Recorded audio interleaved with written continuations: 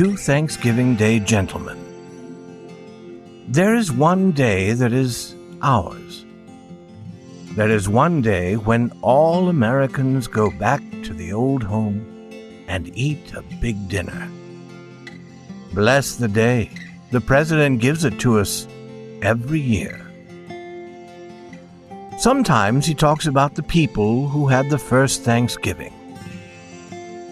They were the Puritans. They were some people who landed on our Atlantic shore. We really don't remember much about them. But those people ate a large bird called turkey on the first Thanksgiving Day. So, we have turkey for Thanksgiving dinner, if we have enough money to buy a turkey. That is a tradition. Yes, Thanksgiving Day is the one day of the year that is purely American. And now here's the story to prove to you that we have old traditions in this new country. They are growing older more quickly than traditions in old countries. That is because we are so young and full of life. We do everything quickly. Stuffy Pete sat down on a seat in the New York City park named Union Square. It was the third seat to the right as you enter Union Square from the east. Every Thanksgiving Day for 9 years, he had sat down there at 1 p.m. Every time things had happened to him. They were wonderful things. They made his heart feel full of joy. And they filled another part of him too. They filled the part below his heart. On those other Thanksgiving days, he had been hungry. It is a strange thing. There are rich people who wish to help the poor. But many of them seem to think that the poor are hungry only on Thanksgiving Day. But today, Pete was not hungry. He had come from a dinner so big that he had almost no power to move. His light green eyes looked out from a gray face on which there was still a little food. His breath was short. His body had suddenly become too big for his clothes. It seemed ready to break out of them. They were torn. You could see his skin through a hole in the front of his shirt. But the cold wind with snow in it felt pleasantly cool to him, for Stuffy Pete was overheated with the warmth of all he had had to eat. The dinner had been much too big. It seemed to him that his dinner had included all the turkey and all the other food in the whole world. So he sat, very, very full. He looked out at the world without interest, as if it could never offer him anything more. The dinner had not been expected. He had been passing a large house near the beginning of that great broad street called Fifth Avenue. It was the home of two ladies of an old family. These two old ladies had a deep love of traditions. There were certain things they always did. On Thanksgiving Day at noon, they always sent a servant to stand at the door. There he waited for the first hungry person to walk by. The servant had orders to bring that person into the house and feed him until he could eat no more. Stuffy Pete happened to pass by on his way to the park. The servant had gathered him in. Tradition had been followed. Stuffy Pete sat in the park looking straight before him for 10 minutes. Then he felt a desire to look in another direction.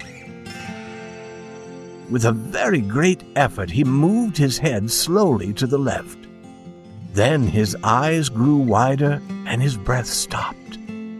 His feet in their torn shoes at the ends of his short legs moved about on the ground. For the old gentleman was coming across 4th Avenue toward Stuffy's seat. Every Thanksgiving for 9 years, the old gentleman had come there to find Stuffy Pete on his seat. That was a thing that the old gentleman was trying to make into a tradition. Every Thanksgiving Day for 9 years, he had found Stuffy there.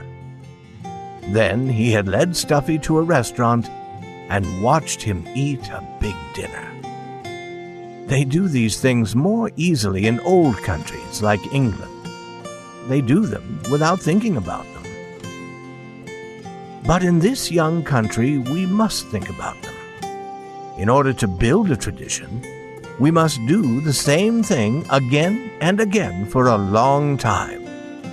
The old gentleman loved his country. He believed he was helping to build a great American tradition, and he had been doing very well. 9 years is a long time here. The old gentleman moved straight and proud toward the tradition that he was building. Truly, feeding Stuffy Pete once a year was not a very important tradition. There are greater and more important traditions in England. But it was a beginning.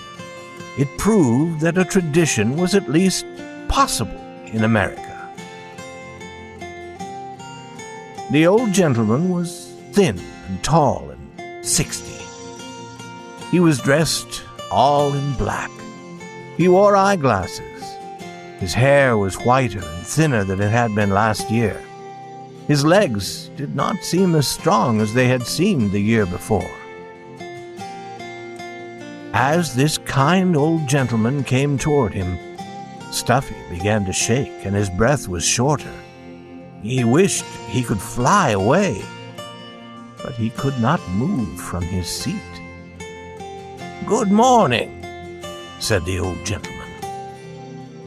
"I'm glad to see that the troubles of another year have not hurt you. You continue to move in health about the beautiful world. For that blessing, you and I can give thanks on this day of Thanksgiving. If you will come with me, my man, I will give you a dinner that will surely make your body feel as thankful as your mind." That is what the old gentleman said every time, every Thanksgiving Day for 9 years. The words themselves were almost a tradition. Always before, they had been music in Stuffy's ear. But now he looked up at the old gentleman's face with tears of suffering in his eyes. The snow turned quickly to water when it fell upon his hot face. But the old gentleman was shaking with the cold. He turned away with his back to the wind, and he did not see Stuffy's eyes. Stuffy had always wondered why the old gentleman seemed sad as he spoke. He did not know that it was because the old gentleman was wishing that he had a son. A son would come there after he himself was gone.